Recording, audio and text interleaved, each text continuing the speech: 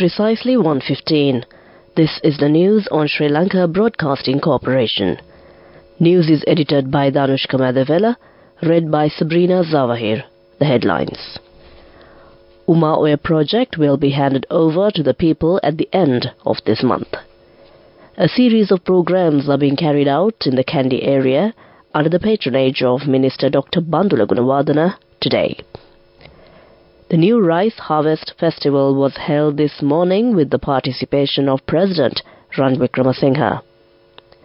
Farmers who obtained benefits reaping high harvests have been appreciated by the Ministry of Agriculture.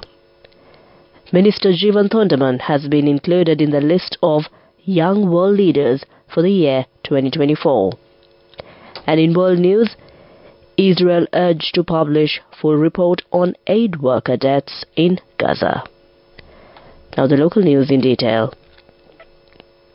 Minister Pavitra Wanyarachchi says that Uma Oya project will be vested with the public at the end of this month. The Uma Oya hydroelectricity project will add 120 megawatts of electricity to the national grid and irrigate barren lands in several districts.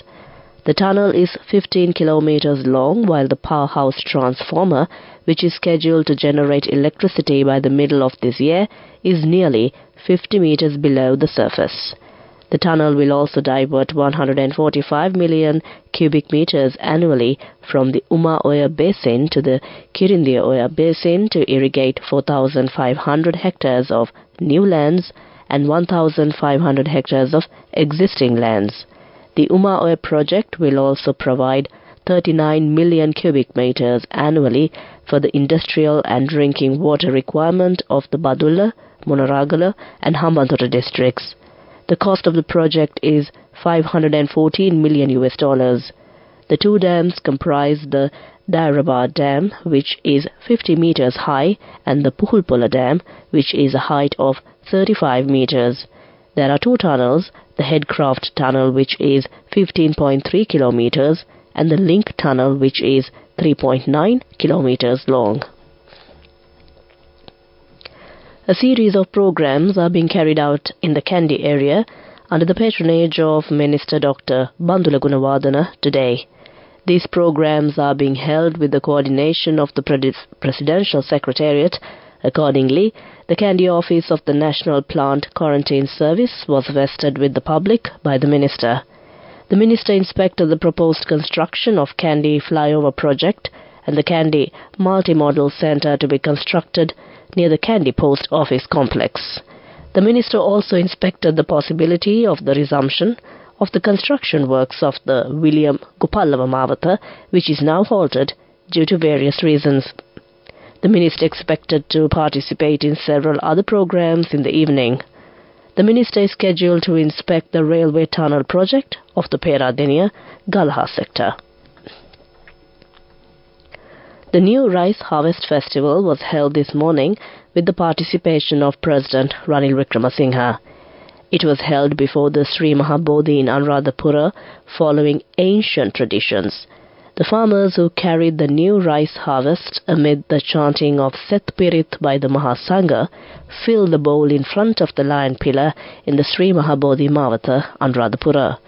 The President participated in the ceremony organized with the patronage of Atamasthana of Anuradhapura and the Chief Priest of Nuwara Kalaviye, Most Venerable Pallegama Hemarathanathera.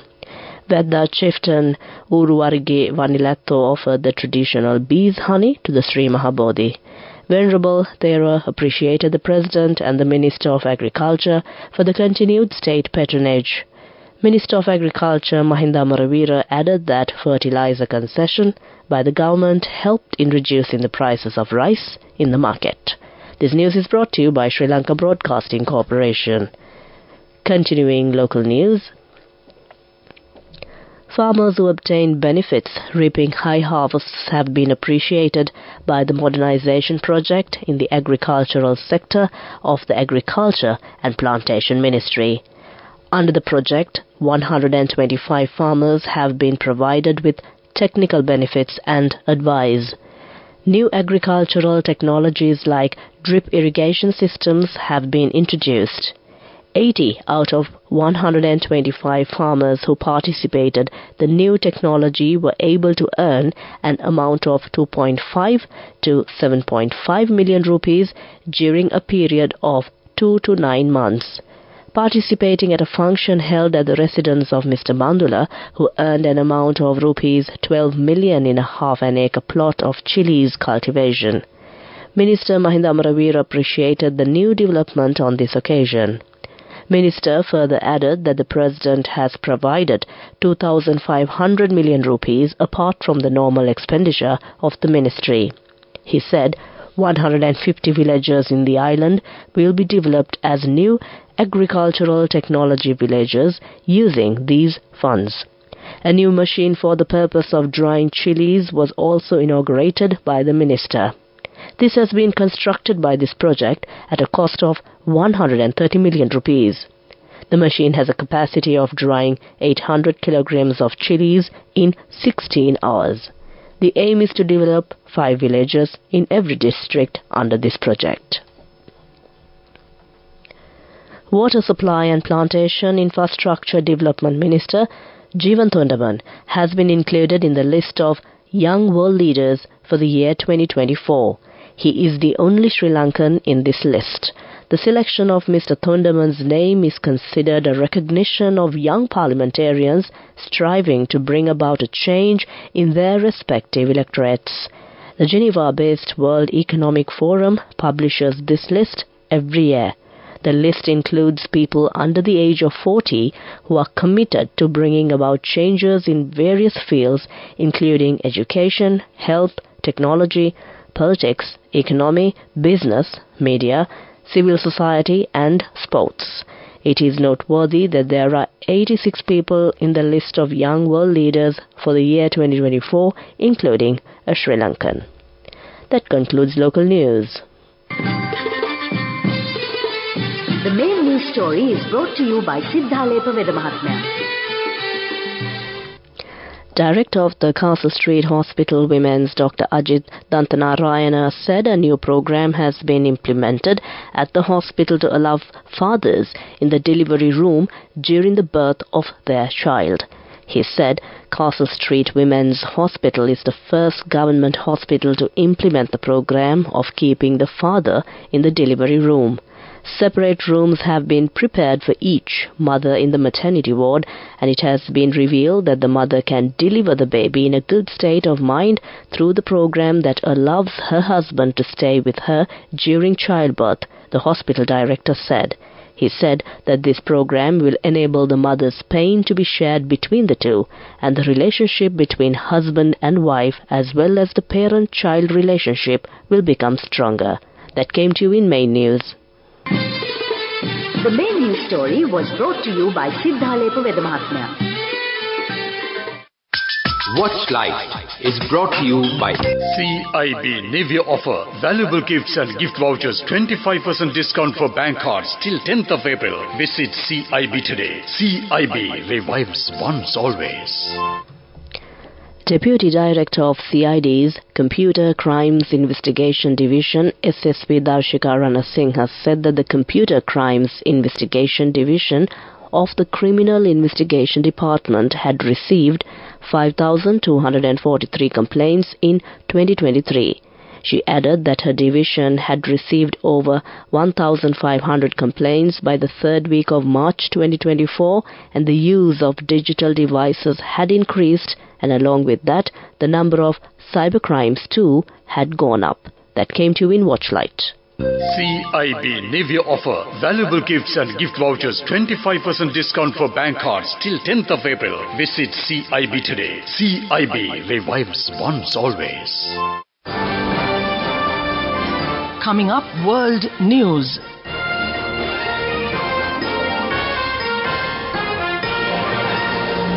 Taking a look at the headlines of the world news. Israel urged to publish full report on aid worker deaths in Gaza. Biden vows to rebuild collapsed Baltimore Bridge rapidly. Sierra Leone declares emergency over drug kush made from human bones. Now the world news in detail. An aid organization has called for an independent investigation into the killing of 7 of its workers by Israeli drone strikes in Gaza. It comes after the Israel Defense Forces said grave mistakes led to the fatal targeting of staff from Charity World Central Kitchen. An Israeli military inquiry led to 2 senior officers being dismissed. However, the CEO of the aid group said the Israeli military cannot credibly investigate its own failure in Gaza. In the space of 4 minutes on 1st April, the 7 aid workers were killed when 3 missiles destroyed their cars one by one as they engaged in humanitarian work. U.S. President Joe Biden vowed to move heaven and earth to help Baltimore recover from a deadly bridge collapse that blocked the city's port. He added the government will help you rebuild and maintain all the business and commerce that's here now. Along with killing 6 workers, the collapse trapped a massive ship in one of the busiest ports on the East Coast, used by companies such as Amazon. So far, $60 million has been earmarked for the cleanup effort. The final cost of clearing the waterway and rebuilding the bridge is likely to be far higher, with some lawmakers estimating it could rise to hundreds of millions of dollars. Sierra Leone President has declared a national emergency over rampant drug abuse. Akash, a psychoactive blend of addictive substances, has been prevalent in the country for years. President Julius Maada Bio called the drug a death trap and said it posed an existential crisis. One of the drug's many ingredients in human bones, security has been tightened in cemeteries to stop addicts digging up skeletons from graves. Groups of mostly young men sitting on street corners with limbs swollen by Akash abuse is a common sight in Sierra Leone. That ends World News. Prior to concluding the headlines of the World News once again. Israel urged to publish full report on aid worker deaths in Gaza. Biden vows to rebuild collapsed Baltimore Bridge rapidly. Sierra Leone declares emergency over drug cache made from human bones. That concludes World News. Moving on to development news. Dr. Sitarameppala, the State Minister of Health, announced that this year has been a decrease in the number of dengue cases and mortality rates compared to previous years. Highlighting the progress, she noted that while 64 dengue-prone areas were identified by January, the authorities have successfully managed to mitigate risks in 2 zones as of today. These remarks were made by Dr. Sitarameppala during her participation in a press briefing at the Presidential Media Center yesterday, focusing on the theme, Collective Path to a Stable Country. That was Development News. Moving on with sports news.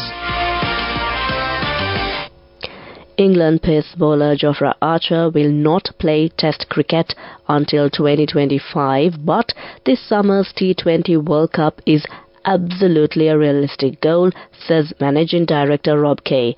Archer, 29, has not played for England in any format since March 2023 because of an elbow injury. The T20 World Cup in the West Indies and United States starts on 1st June. That was Sports News.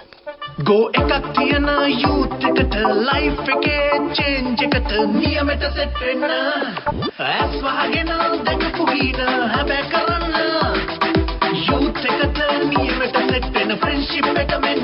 The all new NSB Ithru Mithru account, NSB IM, a plan for your dream. Business News, sponsored by National Savings Bank, the safest place for your money. President Director General of Community Affairs Rajit Kirti Tennakone stated that between President Ranil Wickremesinghe's assumption of office and February 2024, the government of Sri Lanka has settled a total of $1,909.7 million in foreign debt and interest rate payments.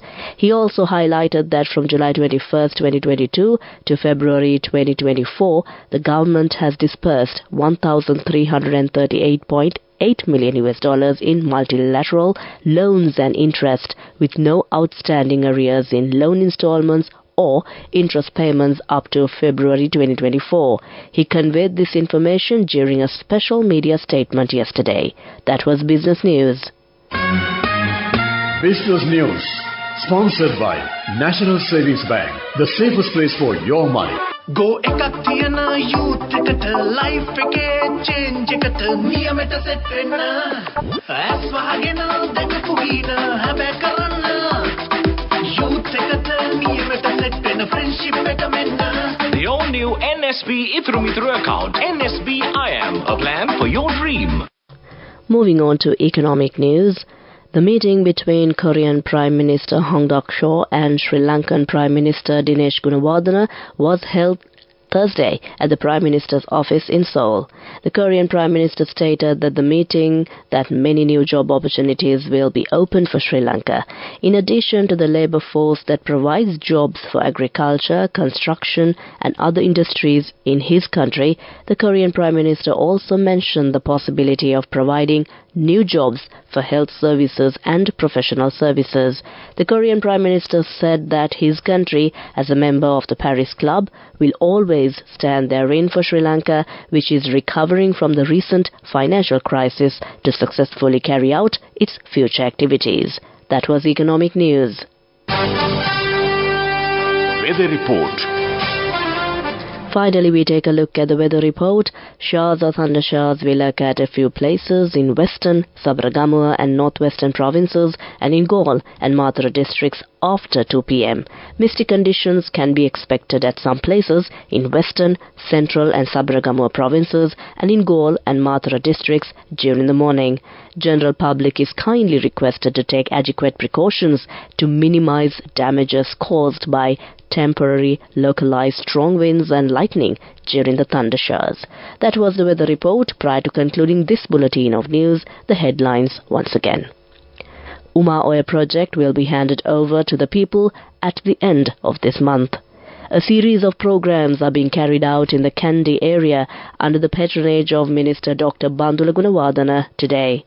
The new Rice Harvest Festival was held this morning with the participation of President Ranil Wickremesinghe. Farmers who obtain benefits reaping high harvests have been appreciated by the Ministry of Agriculture. Minister Jeevan Thondaman has been included in the list of Young World Leaders for the year 2024. With that, we conclude the news, and over to my friend and certainly yours, who's all geared up to keep you entertained with a wonderful collection of music indeed. Over to you, Ramesh.